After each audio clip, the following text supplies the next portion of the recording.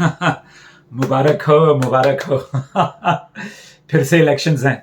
अभी जम्मू कश्मीर में तो हो ही चुके हैं, हरियाणा में हो चुके हैं, अभी महाराष्ट्र में होने वाले हैं, कुछ और स्टेट्स में। वो आगे पीछे डेट कभी कभी हो जाती है, उसमें कोई बात नहीं है।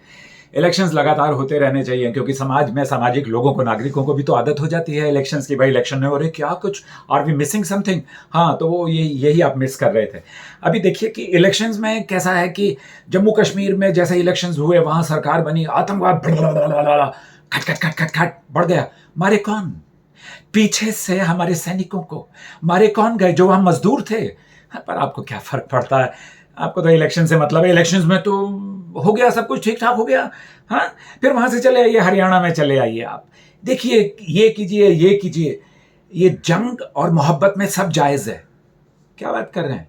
लेकिन इलेक्शंस यानी कि राजनीति, ये तो ना जंग है ना मोहब्बत है, ये तो फर्ज है और जिम्मेदारियां हैं और अधिकार हैं। अधिकार हमारे, फर्ज उनके, ऐसा कुछ है। पर ठीक है ना। अब क्या है कि नेताओं को हम पर बहुत प्यार आता है। हमारी जो गरीब स्त्रियां हैं, बहनें, जिनको वो कहकर लाड़की बहन, प्यारी बहन, दीदी, उनको काफी पैसे दिए जा रहे हैं। पैसे देकर उनको और आलसी बना रहे हैं। अभी क्या उनको जरूरत है पैसे की? कब तक आप पैसे देते रहेंगे उनको? सारी जिंदगी पैसे देते रहेंगे? इसका मतलब आपके पास पैसे की कमी नहीं है, चाहे वो स्टेट में हो या सेंटर में हो। फाइनेंस मिनिस्टर जी, आप सुन रहे हैं मेरी बात? तो पैसे की तो कोई कमी नहीं है, फिर हम क्यों रो रहे हैं? किस लिए हमारे बहुत सारे ऐसे प्रोजेक्ट्स हैं जो थोड़ा स्लो हो जाते हैं? क्या कारण है इस चीज को? अच्छा चलिए, वो तो ठीक है। महाराष्ट्र में भी ऐसा किया लाड़की बहन करके। पर देखो बहनों, आपको तो बहुत लाभ हो रहा है। घर बैठे बैठे 1500 रुपए मिल रहा है। नहीं, आपकी जो और कमाई है, जो आप मेहनत करती हैं, आपके पति मेहनत करते हैं, सो तो है ही, लेकिन उससे क्या फर्क पड़ता है? लड़कों को भी आलसी बना दिया आपने। कैसे? अरे कैसे की बात कर रहे हो? 6,000 से 7,500, 8, 10,000 रुपए कुछ ऐसा स्टेट वाले दे रहे हैं उनको। यूपी में भी, यहाँ महाराष्ट्र में भी, और भी स्टेट्स में दे ही रहे होंगे। अभी क्या करेंगे लड़के जब इतने पैसे मिलते हैं? क्या सारे घर में दे देंगे? और घर में दे देंगे तो उसका क्या होगा? क्या वो अपनी जेब में नहीं रखेंगे? क्या वो मोबाइल पर हर टाइम नहीं चिपके रहेंगे? और क्या वो भी आलसी नहीं हो जाएंगे? जिसे 6, 8, 10,000 रुपए मिलेगा लड़के को, उसे फिर काम की क्या जरूरत है? इसका मतलब है कि हमारी सरकारों के पास, स्टेट और सेंट्रल गवर्नमेंट के पास पैसे की कमी नहीं है।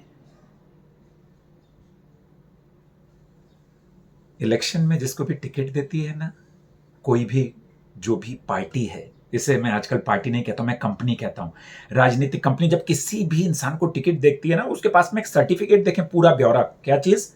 क्या उन्होंने 4 से 5 साल उस क्षेत्र में सामाजिक कार्य किया? अगर सेवा का इतना ही उन्हें शौक है तो उन्हें इसकी क्या आवश्यकता है? सेवा कीजिए ना। हे भाई साहब, मुझे गद्दार मत कहिएगा। ये मत कहिए कि मैं किसी राजनीतिक कंपनी के विरोध में बात कर रहा हूं। मैं पीछे जाते जा रहा हूं। आप ही हैं मेरे तो सब करता धरता। आप ही ध्यान रखिएगा।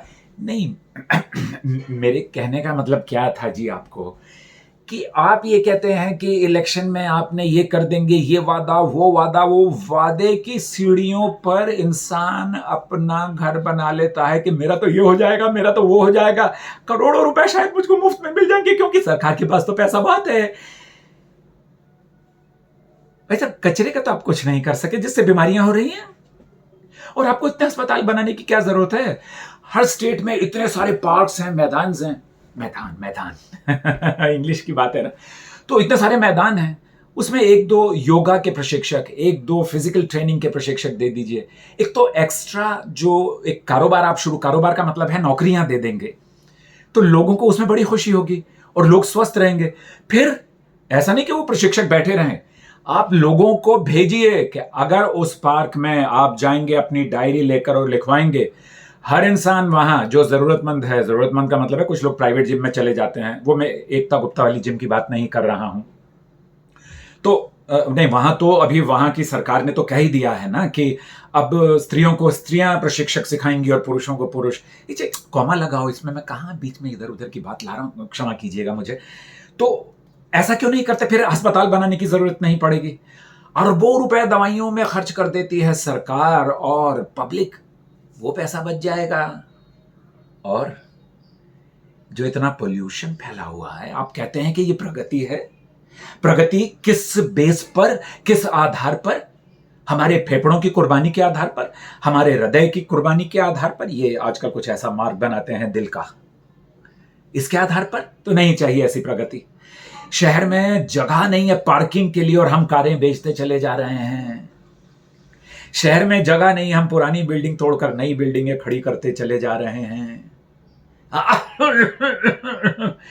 मेरे पड़ोस में अड़ोस में गली है मेरी, कम से कम 15 फुट की, 40 फ्लोर की एक बिल्डिंग वहां खड़ी होने वाली है। खड़ी मतलब शुरुआत हो चुकी है, उसकी नींव बन चुकी है, बेस वेस सब बन चुका है, और उसके साथ में एक और 40 फ्लोर की बन रही है, और सामने मेरी जो है 14 फ्लोर की, और उसके बाद में जो है 12 फ्लोर की, और उसके साथ में जो है 12 फ्लोर की, और उसके पीछे है कमर्शियल, और उसके पास में है झोपड़पट्टी, और उसके सामने है मेट्रो, और उसके पीछे है बस डिपो, और उसके पीछे है रेलवे स्टेशन, और वहीं पर एक बड़ा नाला गंदा जिसकी कभी भी सफाई नहीं होती है।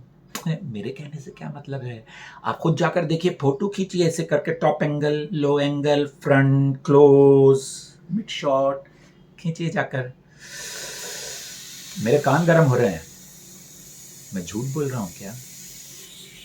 नहीं, ये ऐसे है कुछ